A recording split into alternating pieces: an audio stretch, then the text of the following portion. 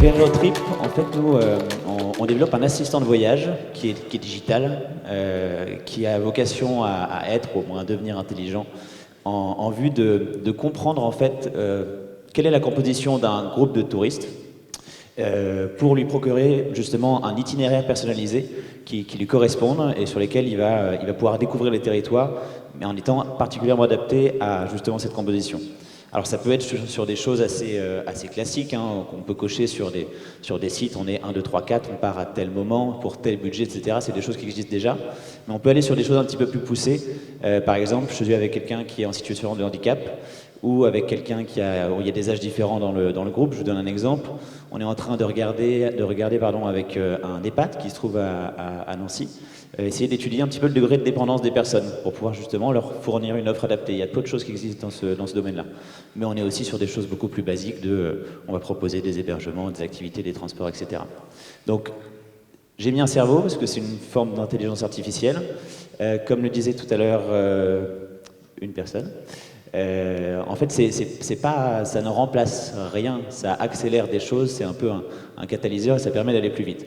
Aujourd'hui, si on demande à un agent de voyage de trouver un itinéraire touristique pour des parents qui ont 3 enfants, dont un est en fauteuil roulant, et ils ont emmené la grand-mère des enfants, c'est pas évident. Il va peut-être vous dire qu'il bossait chez Thomas Cook et qu'il pourra plus vous répondre. Mais du coup, nous, on va pouvoir leur faire quelque chose d'adapté pour ça. Et puis ensuite, les gens vont partir. Donc on a développé aussi un GPS en réalité augmentée qui permet de conserver les personnes sur l'application. Ça, c'est un intérêt pour nous, mais ça a un intérêt aussi pour l'intérêt touristique, parce que vous connaissez, je suis désolé, je me réfère à Nancy. Par exemple, vous êtes la Stanislas, vous allez pouvoir avoir des informations augmentées en passant par la caméra de votre téléphone.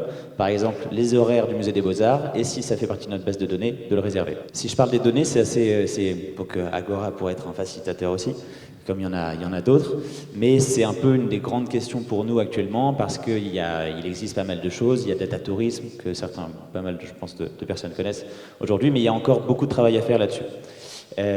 Ici, vous avez, moi je suis juriste de formation, donc l'intelligence artificielle, je trouve ça passionnant, mais je suis pas un codeur. En fait, tout ça, c'est divers briques technologiques qu'on développe. On n'est pas obligé de se servir de toutes, et si j'ai à noter développement de fonctionnalités sur demande, c'est-à-dire que en fait, on a développé une autre business unit pour pouvoir parler un petit peu plus aux collectivités, aux entreprises qui ont besoin justement, parfois simplement envie, d'une transition numérique et pour les accompagner. Les choses vont tellement vite qu'on peut difficilement, nous, arriver avec, enfin, je pense en tout cas, avec un produit, le proposer à une collectivité qui a déjà ses besoins, donc c'est un produit qui n'est pas forcément totalement en accord avec ses besoins.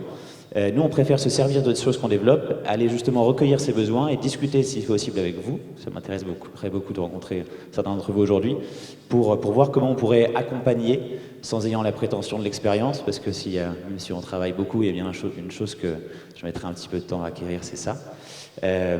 Et donc du coup, voilà, on a créé une nouvelle marque qui s'appelle Verirotech, alors même qu'on n'a pas encore vraiment lancé la première, et ces choses-là, on va commencer enfin à mettre quelque chose sur le marché. On commence par la Lorraine, parce qu'il se trouve que, justement, je parlais de data tourisme, mais la Lorraine est une des régions prototypes, donc on a énormément d'informations touristiques, énormément d'acteurs. On est accompagné notamment par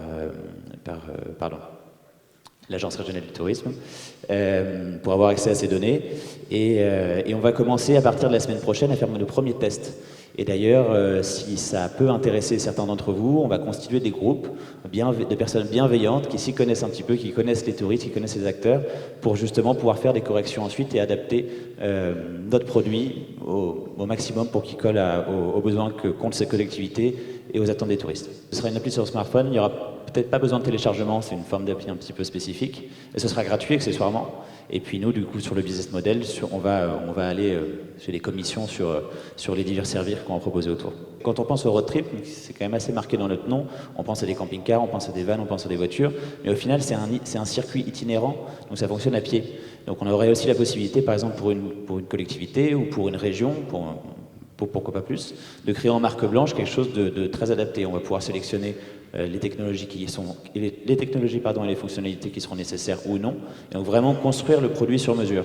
C'est pour ça que c'est pas forcément évident pour nous de montrer un produit fini et de le proposer. C'est un peu comme un costume sur mesure. le propre du sur-mesure, c'est qu'il n'existe pas au moment où vous le commandez. Donc on essaie de fonctionner un petit peu comme ça.